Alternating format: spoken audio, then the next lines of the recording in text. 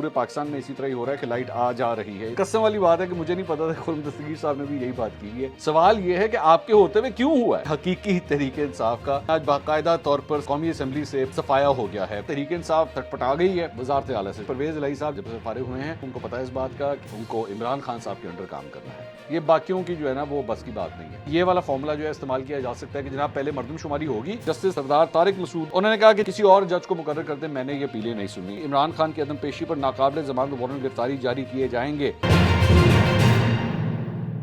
अस्सलाम वालेकुम नाज़रीन, मैं हूं मंसूर अली खान। अपने डिजिटल चैनल के ऊपर आपको खुशामदीद कहूँगा। आप देख सकते हैं मैंने अपने पिछले वीलॉग के अंदर ये बात कही थी कि मैं अगली जो वीडियो है वो मैं स्टूडियो से नहीं कर सकूंगा। इसकी वजह ये कि मैं इस वक्त कराची आया हुआ और अपने कमरे से ही जो है वो वीडियो रिकॉर्ड कर रहा हूँ। लेकिन ख़बरें आप तक हम ज़रूर पहुँचाएँगे। ख़बरों की एक बहुत बड़ी तादाद है जो पीछे डेवलपमेंट्स हुई हैं। एक तो पाकिस्तान तहरीक इंसाफ का आप कह सकते हैं आज बाकायदा तौर पर सफाया हो गया है कौमी असम्बली से। पूरी पाकिस्तान तहरीक इंसाफ जो अगर आप कहें हकीकी तहरीक इंसाफ है, हकीकी का लफ्ज़ जैसे एमक्यूएम के साथ इस्तेमाल होता है, लेकिन यहाँ पे भी मैं हकीकी तरीके इंसाफ कहूँगा एंड इन गुड वे मैं कह रहा हूँ, मैं गलत उस सेंस में नहीं कह रहा। उसका मुकम्मल अब सफाया हो गया है। जो बकाया जो रह गए थे पाकिस्तान तहरीक इंसाफ के एमएनएज, उनके इस्तीफे भी जो हैं वो एक्सेप्ट कर लिए गए हैं। तो उसकी तफसीलात के अंदर भी जाते हैं और उसके बाद होने क्या लगा है, हो क्या रहा है और आगे क्या होने जा रहा है, इसके ऊपर भी ज़रा बात करते हैं। लेकिन सबसे पहले वो मसला जो आपके और मुझसे कंसर्निंग है और उसने बड़ी तकलीफ दी हुई है पिछले 24 घंटे में, और वो है बिजली। तो बिजली की जनाब सूरत हाल ये है कि लाहौर से कम ये खबर है कि हर 1 घंटे बाद 1 घंटे के लिए लोड शेडिंग जारी है। अच्छा, लोग इस पे बहुत से हमें कमेंट्स आए, बहुत से मैसेजेस आए कि भाई ये क्या चक्कर है, लाइट का तो कहा था कि जी लाइट अब ठीक हो गई है, लाइट आ गई है। मैं इसकी वजह आपको मैं बता देता हूँ, इसकी रीजंस क्या है। ये पूरे पाकिस्तान में, सिर्फ लाहौर नहीं बल्कि पूरे पाकिस्तान में इसी तरह ही हो रहा है कि लाइट आ जा रही है। इसकी वजह क्या है? देखिए, इस वक्त जो कैपेसिटी है ना, जो आपकी बिजली जो जितनी बन रही है, इसमें अभी भी पाकिस्तान के ट्रांसमिशन नेटवर्क के जितने भी पावर प्लांट्स हैं वो अभी तक पूरी तरह एक्टिवेट नहीं हुए हैं। उसमें कोल और न्यूक्लियर जो पावर प्लांट्स हैं उनको एक्टिवेट होने में कम से कम 2 दिन लगते हैं।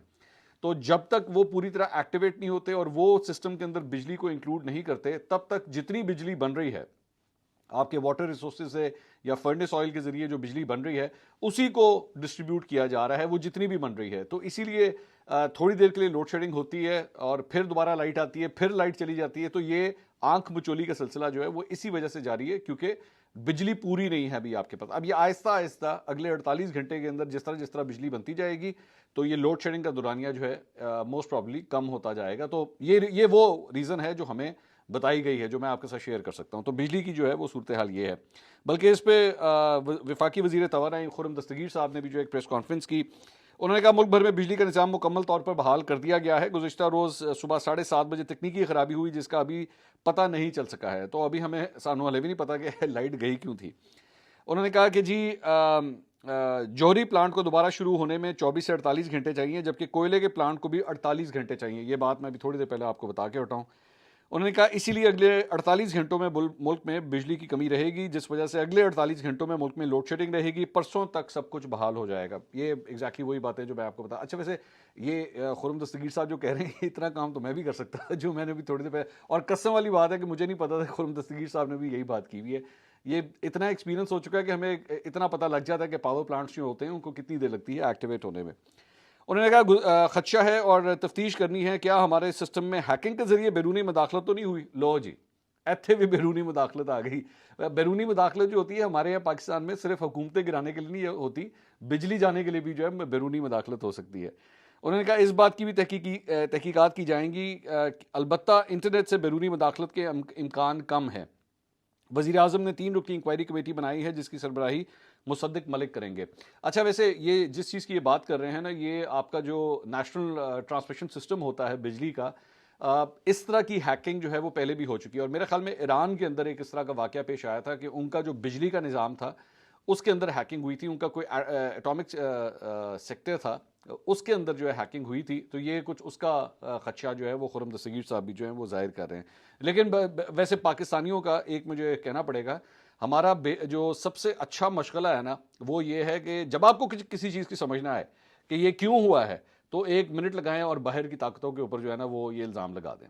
ठीक है, ये जनाब उन्होंने किया। अच्छा, मेरा इस पर एक पॉइंट है कि मेरे भाई आपको पता है जब आप ये बात कहते हैं ना कि बैरूनी ताकतों ने ये किया है या बाहर वालों ने किया है, आपको याद होगा कि यहाँ पे दहशतगर्दी के जब वाकयात हुआ करते थे पिछले 10 साल के अंदर, 1 मिनट हम लगाते थे या तो हम ब्लैक वाटर पे डाल देते थे जी अमेरिका ने किया है, या हम रॉ के ऊपर डालते थे कि जनाब रॉ ने किया है। ये इटसेल्फ आपकी कमजोरी बताती है, ये इटसेल्फ आप बताते हैं कि आपकी डिफेंसेस जो है वो कितनी कमजोर हैं, कि जनाब ये बाहर की एजेंसीज आती हैं और आके यहाँ पे जो है वो दहशतगर्दी भी फैला सकती हैं, वो हैकिंग भी कर सकती हैं, वो सब कुछ कर सकती हैं।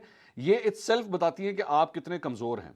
लेकिन जाहिर बात है हम इसके अंदर भी फख्र महसूस करते हैं कि भाईजान हमने आपको बता तो दिया कि ये हुआ है बस। ओ भाई क्यों हुआ है, असल सवाल ये है, ये सवाल ये नहीं है, मैंने आपसे ये नहीं पूछा कि हमें बताइए कि हमारे साथ ये सब कुछ क्यों हुआ है। सवाल ये है कि आपके होते हुए क्यों हुआ है, सवाल असल ये है। तो बिजली का अभी हमें पता नहीं लगा कि ये बिजली जो है वो गई क्यों थी। अच्छा जी, इसके अलावा अब आ जाएं पाकिस्तान तहरीक इंसाफ के हवाले से। मैंने आपको ये बात अपने कल के एक वीलॉग के अंदर ये कही थी कि मुझे खदशा है इस बात का कि पाकिस्तान तहरीक इंसाफ के जितने बाकी MNAs रह गए हैं ये भी फारिग होने वाले हैं, और वही हुआ है। 43 MNAs जो हैं उनके इस्तीफे भी आज स्पीकर साहब ने सुबह सुबह तकरीबन 10-11 बजे खबर आई कि लो जनाब उनको भी फारिग कर दिया गया है, और इसकी मंजूरी की समरी जो है वो स्पीकर ऑफिस की तरफ से जो है इलेक्शन कमीशन ऑफ पाकिस्तान को भी भेज दी गई है, और कुल मिला के 123 इस्तीफे अब मंजूर किए जा चुके हैं।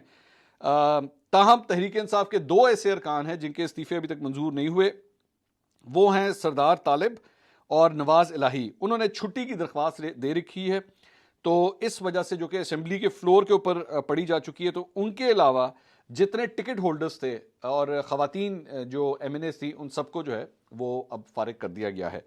अब हुआ क्या है कि इसके बाद पाकिस्तान तहरीक इंसाफ सटपटा गई है, जाहिर बात है वो एहतजाज कर रही है कि ऐग ही कितना साढ़े नाल, हम तो वापस जा रहे थे, हमने तो फैसला किया था हमने असेंबली में वापस जाना है और आपने बैठ के हमें फारिग करा दिया है। तो उसके बाद खबर ये आई कि जनाब इलेक्शन कमीशन के अहम इजलास में भी जो है वो तहरीक इंसाफ के रहनुमाओं की जानिब से दरख्वास्त की गई कि जनाब ये हमारे इस्तीफ़े जो हैं वो इस तरह एक्सेप्ट किए गए हैं, और लेकिन इस सिलसिले में कोई बाकायदा फ़ैसला अभी तक इलेक्शन कमीशन ऑफ पाकिस्तान की तरफ से नहीं हो सका।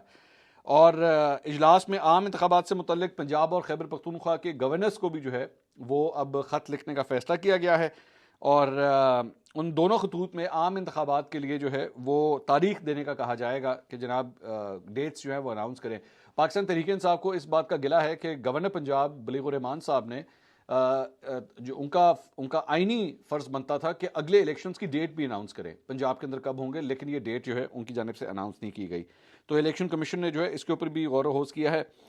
इसके अलावा परवेज़ इलाही साहब, साबिक वज़ीर आला पंजाब परवेज़ इलाही साहब और सब्तैन खान साहब, उनके दरमियान जो है वो मुशावरती मुलाकात हुई है। इसमें मुलाकात में एडवोकेट जनरल अहमद अवैस साहब, एडवोकेट आमिर सईद रां और एडवोकेट इमदाद हुसैन चांडियो भी उसके अंदर शरीक थे।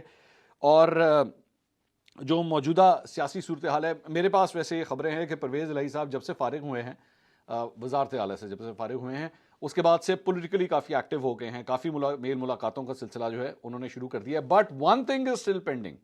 वो क्या है? वो ये है कि परवेज़ इलाही साहब और मुनस इलाही साहब ने पाकिस्तान तहरीक इंसाफ में शमूलियत इख्तियार करनी थी, वो अभी तक नहीं हुआ है। That thing is still pending. तो ये एक बहुत बड़ा सवालिया निशान है। ये कहा जा रहा है, परवेज़ इलाही साहब के करीबी जो सोर्सेज हैं वो ये कह रहे हैं कि मुनस इलाही चूँकि पाकिस्तान से बाहर हैं, जब तक वो वापस नहीं आते तब तक जो है वो शायद कहानी नहीं बनेगी। तो विल हैव टू वेट कि मुनस इलाही कब वापस आते हैं। और परवेज़ इलाही साहब के लिए भी ज़ाहिर बात है, उनको पता है इस बात का कि अगर वो पाकिस्तान तहरीक इंसाफ में जाते हैं तो फिर उनको इमरान खान साहब के अंडर काम करना है। तो वैसे तो मतलब पहले तो चौधरी शुजात हुसैन ऐते मतलब साढ़े खानदान का बंदा सी ना, वो तो फैमिली मेंबर है, तो तब सिचुएशन डिफरेंट थी, लेकिन अब आपको इमरान खान साहब के अंडर काम करना पड़ेगा। तो इसलिए इसके ऊपर भी जो है अभी ज़रा इंतज़ार चल रहा है काम। अच्छा जी, इसके अलावा पाकिस्तान तहरीक इंसाफ के अरकान चीफ जस्टिस से मुलाकात करने के लिए सुप्रीम कोर्ट ऑफ पाकिस्तान गए। जब ये खबरें आई तो उसके बाद वो ये इस्तीफ़े मंजूर करने वाली, तो वो चीफ जस्टिस ऑफ पाकिस्तान से मिलने के लिए गए, लेकिन मुलाकात नहीं हो सकी, उनकी चीफ जस्टिस से मुलाकात नहीं हो सकी। रजिस्ट्रार सुप्रीम कोर्ट ने भी पाकिस्तान तहरीक इंसाफ के अरकान से मुलाकात करने से इनकार कर दिया, उनकी भी मुलाकात नहीं हो सकी। इन अरकान की तादाद 6 थी जो उनसे मुलाकात करना चाह रहे थे, और इस्तीफ़ों की मंजूरी के हवाले से आमिर डोगर साहब जो साबका चीफ विप थे पाकिस्तान तहरीक इंसाफ के, इसके अंदर सॉरी चीफ विप थे, नॉट रेप, विप थे नेशनल असेंबली के अंदर, वो बेसिकली लीड कर रहे थे, वो मिलना चाह रहे थे, लेकिन ये मुलाकात नहीं हो सकी और उसके बाद उनको खाली हाथ वापस जाना पड़ा। फवाद चौधरी साहब ने इस मामले के ऊपर ट्वीट किया। उन्होंने फरमाया कि जी महदूद तादाद में असेंबली जाने का मकसद राजा रियाज को अपोजिशन लीडर के ओहदे से फारिग करना था, वरना इस कौमी असेंबली की कोई नुमाइंदा हैसियत नहीं है कि इसमें वापस जाएं। इस वक्त शहबाज शरीफ हुकूमत 172 लोगों की हिमायत खो चुकी है और हुकूमत बचाने के लिए लोटों पर इन्हिसार कर रही है। राजा रियाज को बचाने के लिए स्पीकर के इकदामात के नतीजे में इस वक्त 40% नशिस्तें खाली हो चुकी हैं। मुल्क इंतखाबात के मजीद करीब आ गया है। इस बहरान का वाहिद हल कौमी इंतखाबात हैं। हुकूमत कितना अरसा आवाम से कतराएगी, आखिर फैसला लोगों ने करना है और फैसला वोट से होगा। तो बिलबिला रहे हैं पाकिस्तान तहरीक इंसाफ के लोग कि जनाब ऐ की कितना साढ़े नाल, हम तो जाना ही नहीं चाह रहे थे, वी weren't interested, हमने क्या करना था जाके, लेकिन हम तो सिर्फ जा रहे थे कि राजा रियाज को जो है वो अपोजिशन लीडर के ओहदे से हटाया जाए। तो भाईजान आपको पहले ख्याल नहीं था इस बात का? आपको उस वक्त जब ये बात कह रहे थे कि why should Raja Riyaz actually hold this portfolio, आपका हक बनता है। इन असेंबलियों को छोड़ के जाने आपकी एक बेवकूफ़ी है, आपका एक गलत फैसला है। इससे राजा रियाज जैसे बंदे को जो है वो अपोजिशन लीडर उनको बना दिया गया। You should not have lost that seat. लेकिन इसके बावजूद आपने ये फैसला किया कि नहीं जी हम असेंबलियों में नहीं बैठेंगे। अब इनको किस बात का एहसास हो रहा है कि निगरान वजीर आजम के लिए, जिस तरह अभी यहाँ पे पंजाब के लिए अपोजिशन लीडर हमजा शहबाज और परवेज इलाही के दरमियान बेसिकली मुशावरत होनी थी कि जनाब अगला वजीर आला पंजाब का निगरान वजीर आला कौन होगा। अब निगरान वजीर आजम आम इंतखाबात से पहले कौन होगा, टेक्निकली स्पीकिंग आइनी तौर पे इमरान खान के बजाय राजा रियाज और शहबाज शरीफ के दरमियान ये मुशावरत होगी। एंड वी ऑल नो कि अगर ये प्रोसेस होता है तो किसकी बात मानी जाएगी, किसका कैंडिडेट जो है वो एक्सेप्ट किया जाएगा। तो इमरान खान साहब से या पाकिस्तान तहरीक इंसाफ से ये मैंडेट जो है वो अब छीन लिया गया है और गलती इनकी अपनी है, पीटीआई की अपनी गलती है। बल्कि ये एक वीडियो है जो मतलब चंद दिन पुरानी वीडियो है शाह महमूद कुरैशी साहब की, और ये तब की बात है जब ये अपने इस्तीफे एक्सेप्ट कराने की बात कर रहे थे। इस वीडियो के अंदर बड़ा क्लियरली कहा जा रहा है कि ये कौमी असेंबली आए हुए हैं और वहाँ पे कौमी असेंबली सेक्रेटेरिएट में आए हुए हैं और वहाँ पे ये इंसिस्ट कर रहे हैं कि जी हम इसलिए आए हैं कि हमारे इस्तीफे एक्सेप्ट करें। जरा देखिएगा ये वीडियो, सवाल जवाब कैसा इंटरेस्टिंग है, जरा ये वीडियो देखिएगा फिर मैं वापस आता हूँ। शाह साहब आपने पहले पॉलिटिकल गलती की थी इस्तीफे देकर, अभी आपके इस्तीफे मंजूर हुए हैं, फिर नहीं अब दोबारा आ गए ना? आए तो नहीं है, हम तो इस्तीफे पेश करने आए हैं और कहने आए कि हमारे इस्तीफे कबूल करो। नहीं है तो हम तो इस्तीफे कबूल करवाने आए हैं भाईजान। स्पीकर साहब ने कर तो लिए हैं इस्तीफे कबूल, नहीं 70 लोगों के। 70 किए तो बाकियों के क्यों नहीं किए? तो बाकी में अल्लाहवार वो कह रहे हैं कि हम कर लेंगे। अल्लाहवार नहीं है, नियतवार कर रहे हैं। नहीं तो इसको आप क्या सियासी जाल समझते हैं? सियासी बदनीयती समझते हैं, बदनीयती है। सर आप नहीं समझते कि पीटीआई की सरद अमल से मुल्की जो निजाम है वो धर्म भरम हो रहा है? तो ये जनाब आपने ये देखा कि शाह साहब जो हैं वो कितने उतालवे हो रहे थे कि जनाब हमारे इस्तीफे एक्सेप्ट करें, हम इस्तीफे एक्सेप्ट कराने के लिए आए हैं और हमारा आने का जो है वो कोई मकसद नहीं है। अच्छा, दूसरी जगह जनाब पाकिस्तान तहरीक इंसाफ की जानिब से एक और एहतजाज किया गया है, लाहौर के अंदर ये एहतजाज किया गया। और जिस तरह इमरान खान साहब ने कल ये फरमाया था कि जनाब ये जो मोहसिन नकवी साहब को वज़ीर आला बनाया गया है इसके खिलाफ हम एहतजाज करेंगे, तो लाहौर के अंदर जो है वो पहला एहतजाज किया गया। ये एहतजाज जो है इलेक्शन कमीशन ऑफ पाकिस्तान के दफ्तर के बाहर, लाहौर में जो उनका दफ्तर है उसके बाहर ये एहतजाज किया गया। उन्होंने इलेक्शन कमीशन के खिलाफ नारेबाजी की। इसके अंदर शफकत महमूद, हमाद अजहर, चौधरी एजाज, यास्मीन राशिद वगैरह इन्होंने शिरकत की, बट नथिंग सिग्निफिकेंट। मतलब कोई भी मैं मतलब एक्सपेक्ट कर रहा था पता नहीं कितना बड़ा क्राउड होगा, वेरी इनसिग्निफिकेंट क्राउड, वेरी मतलब जितना बड़ा इमरान खान साहब ने, मुझे लगता है कि दिस शोज़ के जब तक इमरान खान साहब किसी मुजाहरे को, एहतजाज को, जलसे को आके खुद लीड नहीं करेंगे, ये बाकियों की जो है ना वो बस की बात नहीं है। तो very very unimpressive show by Pakistan Tehreek Insaf इस एहतजाज के हवाले से। इसके अलावा ARY ने एक खबर रिपोर्ट की है कि जनाब हुकूमत नई मरदमशुमारी के नताइज इंतखाबात ना कराने के ऊपर गौर कर रही है। ये हकीकत है, ये इस किस्म की खबरें जो है मेरे पास भी पिछले कई हफ्तों से आ रही हैं कि ये वाला फॉर्मूला जो है इस्तेमाल किया जा सकता है कि जनाब पहले मरदमशुमारी होगी उसके बाद अगले इंतखाबात होंगे। तो ARY ने भी जो है वो ये रिपोर्ट किया है और उसमें कहा गया है जी नई मरदमशुमारी 1 फरवरी से 31 मार्च तक जो है वो होगी और इसके नताइज अप्रैल में जो है वो जारी किए जाएंगे। उसके बाद ही कोई नए इंतखाबात के बारे में जो है वो कोई बातचीत हो सकती है। एक ये खबर है।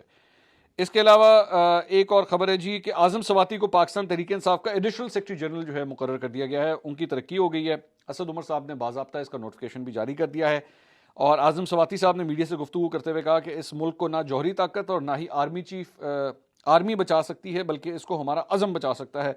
हमारी नई असली क़यादत अगर ख़ुद को आइन और कानून के ताबे कर लें तो मुल्क खुशहाल हो जाएगा।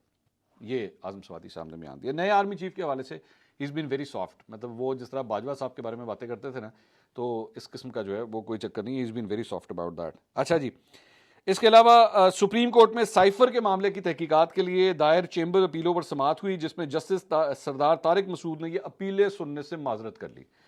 उन्होंने कहा कि जिसके बाद ये अपीलें वापस चीफ जस्टिस को भिजवा दी गई हैं। उन्होंने कहा कि मैं किसी और जज को मुकर्रर करते मैंने ये अपीलें नहीं सुनी, ये साइफर का जो मामला था। इसके अलावा एक और खबर यह है कि जनाब इस्लामाबाद की डिस्ट्रिक्ट एंड सेशन कोर्ट के जज राना मुजाहिद रहीम ने खातून जज ज़ेबा चौधरी को धमकी देने पर इमरान खान के खिलाफ केस की समाअत की और स्पेशल प्रोसिक्यूटर रिजवान अब्बासी अदालत में पेश हुए। दौरान समाअत इमरान खान के वकील नईम हैदर ने इमरान खान की तिब्बी बुनियादों पर इस्तिस्ना की दरख्वास्त दायर की, जबकि इमरान खान समाअत के लिए अदालत में पेश नहीं हुए।